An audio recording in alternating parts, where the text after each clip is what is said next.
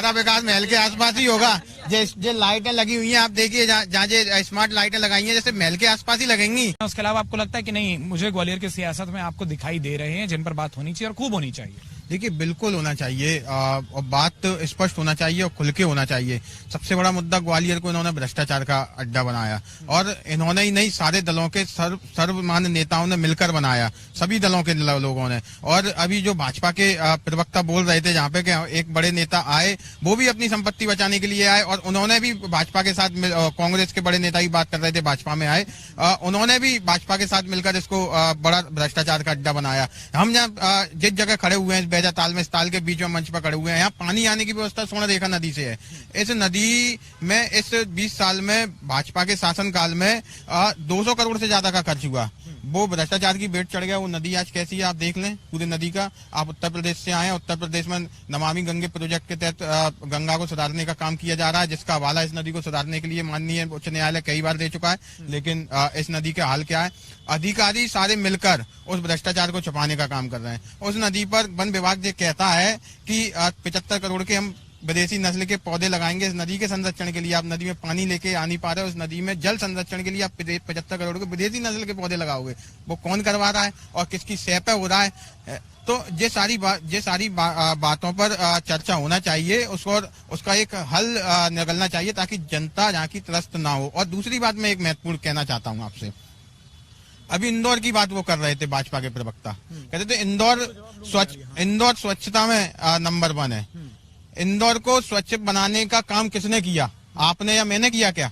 या यहाँ जितने लोग यहाँ वक्तव्य देने आए उनने किया, अमर उजाला ने किया, आज तक ने किया, किस बड़े न्यूज चैनल ने किया या किस बड़े व्यक्ति ने किया, किस बड़े नेता ने किया? वो किया स्वीपर समाज के लोगों ने, जो सफाई करने का काम करते हैं, दिन रात सड़कों पर सफाई करने का काम करते हैं। और जहाँ ग्वालियर से आप सियासत की बात कर रहे हैं तो बात फिर वो भी होगी कि ऊर्जा मंत्री के घर के पास 2 बाल्मीक लड़के सफाई करने के दौरान गटर में सफाई करने उतरते हैं, उनकी मृत्यु हो जाती है। आज तक उन्हें 1 करोड़ रुपए का मुआवजा देना था, वो 10 लाख की घोषणा हुई थी, 1 करोड़ की मांग हुई थी, आज तक मुआवजा नहीं हुआ। 2006 में ये एक ऐसी जहाँ घटना हुई थी, 2022 में 16 साल बाद मुआवजा हुआ। जब हम दूसरे दिन ज्ञापन देने पहुंचे, 15 जून को वो घटना होती है, और जब 16 जून को ज्ञापन देने जाते हैं, जब वो 4-5 दिन बाद उनको मजबूरी बस वो उनको देना पड़ता है मुआवजा। लेकिन सरकारी नौकरी की मांग थी, उनने कहा आउटसोर्स की देंगे, आज तक आउटसोर्स की नौकरी नहीं दी उनने। हमने कहा वो 23 साल का लड़का है, उसके 3 साल की एक लड़की है, उसका पालन पोषण की जिम्मेदारी लो शिक्षा की, उस लड़की को उनने मतलब वैसे ही छोड़ दिया। तो कोई सारी खामी आप मुझे गिना रहे हैं, आपको उसका हल कहाँ दिखाई दे रहा है? देखिए हल सिर्फ ये है कि चेंज। 20 साल से जो तानाशाही जहाँ उत्पन्न हुई है और उस तानाशाही को जब तक हम बदलेंगे नहीं, मैं स्पष्ट तौर से कह रहा हूं कि मध्य प्रदेश में निर्वाचित तानाशाही काम कर रही है। वो बेरोजगारी के लिए काम कर रही है, उनको रोजगार के लिए काम करना था। वो भुखमरी के लिए काम कर रही है, उनको दिशा और दशा सुधारने के लिए काम करना था। भुखमरी की अभी भाजपा के प्रवक्ता कह रहे थे कि कृषि में उन्नति का काम हुआ। 4% कृषि सरप्लस में चल रही थी साहब इस देश की, और वो 4% का हिस्सा मध्य प्रदेश का भी था कोरोना जब लगा। लेकिन जब इन्होंने देखा कि जो 4% सरप्लस में कृषि डिपार्टमेंट चल रहा है तो उसको बर्बाद करने का काम जब देश की सरकार ने किया, तो मध्य प्रदेश की सरकार, वही भाजपा सरकार, उनकी सहयोगी बनी हुई थी। हम लोग यहाँ किसान आंदोलन लेके बैठे हुए थे, बात करेंगे कृषि की, किसानों को बर्बाद करने का।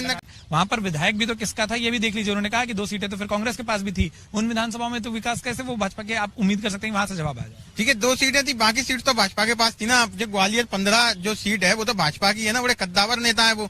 आज मैं उनकी विकास की बात चल रही है, मैं उनकी फेसबुक प्रोफाइल, उनका एक ऐड चल रहा था उसमें रोडों का, और वो रोडों पे उनकी बड़ी तारीफ हो रही थी, स्मार्ट रोडें बनाई हैं। मैं आपको आमंत्रित करता हूं, मैं उस विधानसभा में रहता हूं, अमर उजाला की टीम को आमंत्रित करता हूं, आप मेरे साथ चलिए और एक स्मार्ट रोड बताइए जो बिना धूल के हो, बिना गड्ढों के हो। मैं आपको आमंत्रित करता हूं, पूरी विधानसभा घुमाऊंगा। मैं उसी दिन मैं भाजपा के लिए काम करना चालू कर दूंगा। एक रोड आप इसे बता दीजिए।